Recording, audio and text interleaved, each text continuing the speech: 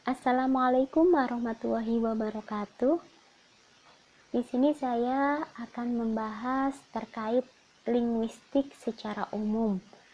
Mencoba memberi gambaran apa saja pembahasan objek kajian yang ada dalam linguistik. Nah, sebelum masuk ke dalam gambaran tersebut, lebih baiknya kita mengetahui definisi dari linguistik itu sendiri. Kata linguistik berasal dari bahasa Latin, yaitu dari kata lingua, berarti bahasa. Dalam bahasa Arab, biasa kita kenal dengan istilah ilmu lughah atau al-lisaniyat, yang berarti ilmu tentang bahasa. Wahid Wafi juga membahas mengenai linguistik. Wahid Wafi ini adalah seorang pakar bahasa dan juga dianggap sebagai ulama di Arab yang membahas tentang linguistik dalam bukunya terkait ilmu lughah dan fiqhul lughah pada tahun 1940 Masehi. Dan bukunya tersebut sebagai acuan untuk orang-orang yang belajar linguistik pada generasi setelahnya. Nah, dalam buku tersebut dibahas mengenai asal-usul bahasa dan perkembangannya, mengenai kehidupan bahasa. Kehidupan bahasa di sini disamakan dengan kehidupan manusia, yaitu berbeda-beda. Bahasa mengalami perluasan dan penyempitan makna dan juga mempunyai dialek.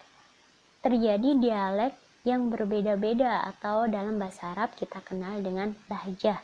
Nah, pembahasan lahjah ini nanti masuk ke dalam pembahasan dialek. Untuk cabang-cabang linguistik apa saja? Nah, cabang linguistik ini ada psikolinguistik, sosiolinguistik, ada neurolinguistik, ada etnolinguistik, dan masih banyak lagi.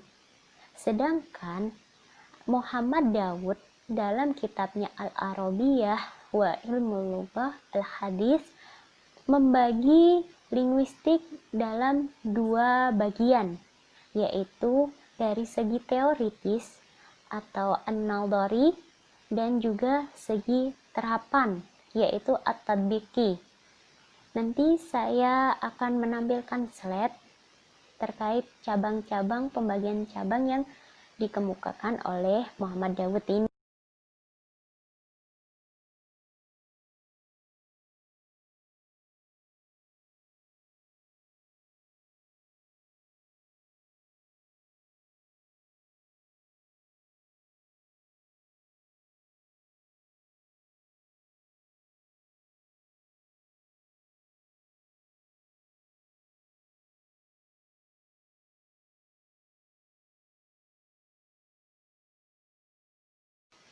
Nah, dalam teoritis ini apa saja sih yang dibahas?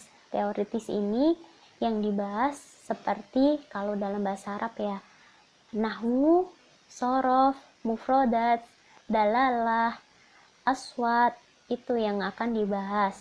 Kalau dalam bahasa Indonesia atau bahasa Inggris biasa kita kenal dengan semantik, fonologi, terus leksikologi. Nah, seperti itu. Nah, ilmu terapan ini bisa juga disebut dalam makro. Yang teoritis tadi disebut mikro, yang ilmu terapan ini disebut makro. Yang isinya itu seperti yang saya sebutkan tadi, yaitu ada sosiolinguistik, psikolinguistik, antropolinguistik, neurolinguistik itu. Nah, dalam cabang terapan ini ada psikolinguistik.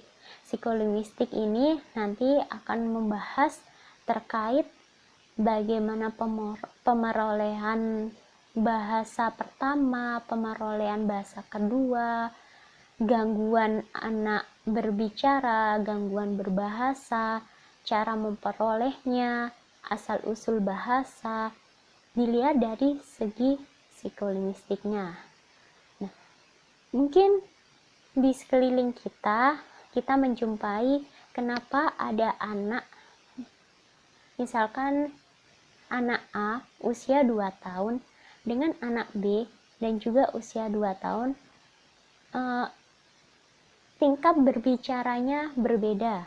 Misalkan anak A yang usia 2 tahun ini berbicaranya sudah lancar. Nah, sedangkan yang anak B usia 2 tahun juga ini berbicaranya masih berbelit-belit. Nah, ini ada teorinya, nanti dibahas di gangguan berbicara di psikolinguistik. Nah, ada juga kenapa seseorang itu berbicaranya sering latah, kenapa berbicara manja, kenapa berbicaranya kemayu. Mungkin teman kita kan ada juga yang seperti itu. Nah, itu ada pembahasannya sendiri di psikolinguistik. Di psikolinguistik ini juga membahas terkait usia berapa sampai berapa anak ini bisa mengucapkan kata ini, usia sampai berapa bisa mengucapkan kata ini. Nah, itu standarnya ada seperti itu.